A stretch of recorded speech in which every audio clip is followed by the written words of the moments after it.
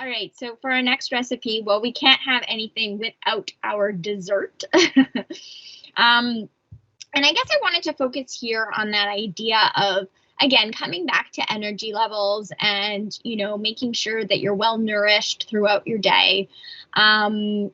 Now, I don't know about you, but I find, well, I do know about you because I speak to a lot of clients, and it's very common for people to tell me about how they feel kind of tired at some point in the day, okay? Generally speaking, that happens for many people after lunchtime. So maybe it's around 3 or 4 o'clock, right? Between that lunch and dinner segment where they feel tired or, you know, they're not as sharp. So although there's tons of things that I could recommend that are not food related, so things like going for a walk, taking a little break, getting fresh air, sometimes even splashing cold water on your face, right? So this kind of helps regenerate. And as I mentioned earlier, sometimes you feel hungry, but really you're thirsty, and it's actually a symptom of being dehydrated. So focusing on the fluids that you're getting throughout the day, or snacking, okay? And so when that 3 p.m., 4 p.m. crash hits, naturally, okay, this is a kind of a biological, physiological response, is that our brains want something that is high in carbohydrate, so sugar. Okay, so you might be feeling like you want chocolate or candy or cookies or a muffin, right? And these, sometimes that's okay for some people, you know, if you have a very low appetite and you're losing weight, then sure, right? But you do, for most time, you know, you want something that is substantial. And when we go for these things that are high in sugar, that basically increases our blood sugar high, and then it crashes really quickly. Okay, so we actually want to find those snacks that have a mixture of a variety of different food elements. Okay, so having protein, healthy fats, of course, having some carbohydrates are beneficial, but let's make sure that those carbohydrates are rich in fiber, that they're rich in protein as well. Right. So, and not to mention some healthy fats, right? So make these snacks something that you can kind of help keep you full for a longer amount of time. You know, obviously, if you're hungry at that time consistently, like it might be just because, you know, well, it's been a few hours since you last ate. But also thinking about, you know, if it's really a matter of like those specific cravings, like cookies, candies, chocolate, you have to think about, well, did you have enough to eat earlier in the day? Like, what about breakfast? What about lunch? Did you have your healthy fats? Did you have your proteins? Okay. But when we're looking at the snack today, I'm so excited about this snack. I love bars. I love things that you can make in advance, put in the freezer, grab and go. We're using tons of great ingredients. I've tasked Jeremy with the challenge of adding no added sugar. So any of the sugar is natural, so coming from dried fruit or fruit.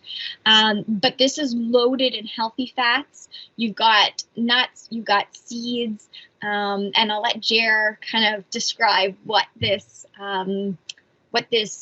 gem of a snack is. Okay, how now? Okay, no, but there's a flashing light behind you. So yeah, so sorry about the flashing light. Again, like I mentioned, we're cooking out of the Toronto General in our kitchen today by myself, but there's fire alarm going off somewhere, so at least we don't have the noise. But I think we're safe, so we're going to continue going until they tell us to leave. So for our dessert, our last recipe, we're making this apple, almond, olive oil bar, I guess. Super tasty. And yeah, like Steph said, don't add any extra sugar, even, you know, from maple syrup or honey or something like that. So we're going to be pretty much using apples to provide a lot of the sweetness. And again, perfect time for apples and apple desserts, right? In September. getting into, we're in the fall months. So it's a great way to use up some of those apples if you do have any extra. And we're going to be using some dates as well. You can use any dried fruits. Now, I guess it's kind of a cheat because they are on the sweeter side, but we're using just a smaller amount, and it's still the whole dried fruit, right, Steph? So it's not like, yeah. So we're using some dates. You can definitely use raisins in this. You can definitely use like dried cranberries or something like that. And that'll provide a little bit of sweetness as well. Okay, so I'm going to bring in the heavy duty equipment, and we'll focus on that first. And bring down the laptop so you can kind of see what we're working with here. So I'm using a food processor here. This is going to help put everything together. If you don't have a food processor, you can, if you have a wider based blender, it'll work. You might have to do it in stages. If you have like more of a funnel blender, it might be a little more challenging. But what I would say is, instead of whole apples, so this is obviously whole apples that I just kind of roughly chopped. I left the skins on. You can use applesauce and like an unsweetened applesauce. That'll work if you don't have sort of the equipment to break it down. Okay. But for this, we're going to use two apples, 2 large apples, which works out to be about a little over, I would say about 2 cups. Maybe it's a touch over 2 cups. Take out the core, but wash it well. I left the skin on. And if you're worried about it sort of browning or oxidizing too quickly, you can add like a little squeeze of lemon juice, toss it in there. Something happened with the laptop. We're going full phone mode now, and we're going to continue. As long as you can hear me, as long as you can see me, we should be good to go. Yeah, we're good. Okay, so into the blender, into the food processor, we've got the apples, and I'm going to just pulse this down until it's pretty broken down, almost the consistency of an applesauce, but not like that super fine. I'm just going to mute. Did you peel the apples though? I didn't. No. Okay. Awesome. Good. All right. You can talk about that if you want. I'm just going to mute myself while So, so with the apples, having the skin still on, that provides more fiber. So again, you want the fiber. So a lot of times we talk about glycemic index. So that's how quickly your blood sugar rises. And, it is a part of, healthy eating. You don't want your blood sugar to rise and then fall really quickly. So, the standard food is white bread, right? And we compare everything to that. And so certainly some fruit do have a higher glycemic index, but this doesn't mean that you need to avoid them completely, right? Because we don't eat foods in isolation. So sure, you might have an apple, but in this specific dish, we're using it with other elements as well. So we're using those oat flakes that are high in fiber. We're using egg whites that have protein, chia seeds, more fiber. The nuts, they have protein, fat, and fiber, right? And so actually, when we talk about the glycemic load, okay, which is the combination of foods that we eat, that actually is a better indication of what you're eating, because we don't eat things in isolation. And so when I'm recommending foods to clients, I don't necessarily use the glycemic index as a factor for choosing things, because it's actually okay. It's okay to have something like a date that will have a higher glycemic index if you pair it with higher fiber foods, higher protein foods, higher fats, right? Because that's going to actually not spike the blood sugar as quickly. So that's kind of what I wanted to add here. I think Jared is done with the mixing. Sorry, I'm just trying to mute myself there. Okay, yes, so the mixing is done. So you can see the consistency. It's broken down. A lot of the water has come out of the apples, which is what we want. It's not fully like applesauce consistency, but it's pretty close. Okay, and that's what we want there. Now, I just want to make sure, Steph, you can see this okay, right? Yeah. Okay, so we're going to add the rest of our ingredients. We're going to add 2 tablespoons of chia seed. Obviously healthy in their own right, but from a culinary perspective, what this is going to do is it's going to absorb any excess moisture. What we want from these bars is for them to be sort of solid. We don't want them to be kind of like soft, mushy. So those chia seeds, you can also use flax seeds. They work in the same way, as they'll absorb any extra liquid. Okay, so about 2 tablespoons in there. Then we're going with oats. We love our oats. Flaked oats, 2 cups. This is going to be the majority. This is going to be the body of these bars here. And again, the oats will help to absorb any excess moisture. Great. And then another dried ingredient. We're going to be using almonds. Sorry for the shakiness here. We're making it work. Here's the almonds. Use about half a cup in here, and then I'm going to put a few more on top. And then cinnamon. And that's our last dried ingredient.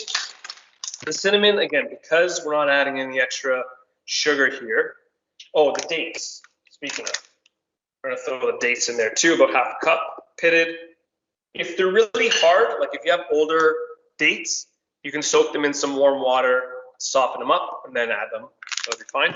But we're going to add the cinnamon because it's going to obviously add a nice punch of flavor. Cinnamon and apples and oats. I mean, I don't think you can get any better than that to kind of go really well together. But cinnamon also has one of those ways of making things taste sweeter than they actually are, right? So it's a nice way if you are putting together a low, sugar snack or dessert. Work with those spices. Work with, ginger and cardamom and cinnamon because they will add a ton of flavor themselves. So those are our dry. Then for our wet, we're going to put the equivalent of 2 egg whites, which is about a 1/4 cup. So I'm just using sort of the pasteurized liquid egg white here, which is I just find a little bit easier for baking or cooking if that's all I need. So I'm using a 1/4 cup of liquid, which again is equivalent to 2 eggs if you're just using the egg whites from eggs. Okay, and that's going to help. The egg whites are going to help to really kind of bind everything and pull everything together. And then we're using half a cup of olive oil. So a nice good amount of olive oil, which again, olive oil, you don't think of it as adding it to your desserty things, but it has so much flavor. I mean, like Steph mentioned, it's also a healthy fat, but the flavor that it's going to add works just so well with apples and cinnamon and in a dish like this. So half a cup going in, and that is it. We're going to blend this together. Again, apologize for the noise.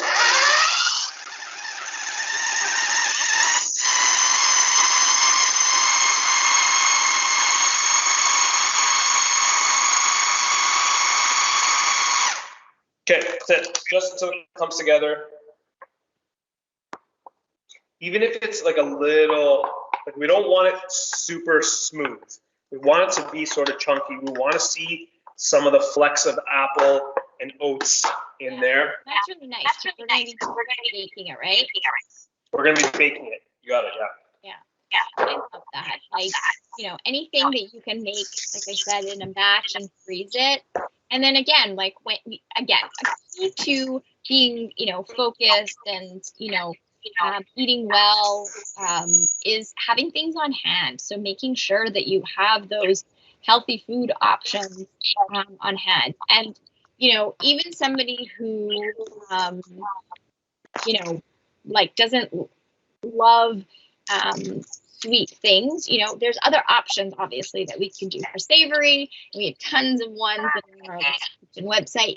Go check that out. But of course, this one is a little bit more sweet, but it's heartier because it has a ton of healthy fats. Okay, so now I'm just going to prepare this for the oven. And pretty simple. You can just throw it into like a flat baking tray. But one little thing, just to cut down on the cleanup afterwards, which is always important. That's always something we talk about because, you know, cleanup is a necessary part of the cooking process, but it also takes a lot of energy, takes a lot of time, right? So what we love to do is use parchment for like almost everything. And what we're gonna do is take this piece of parchment, and because it doesn't really sit well in like a baking dish, like this kind of does, but it's starting to pop up in places. Well, what I do is I'll just run it under a little bit of water and just crumple it up. Any excess water you can kind of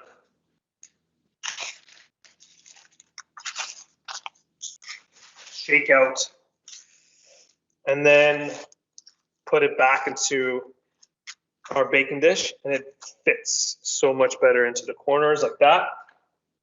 And then we're going to put this apple oat mixture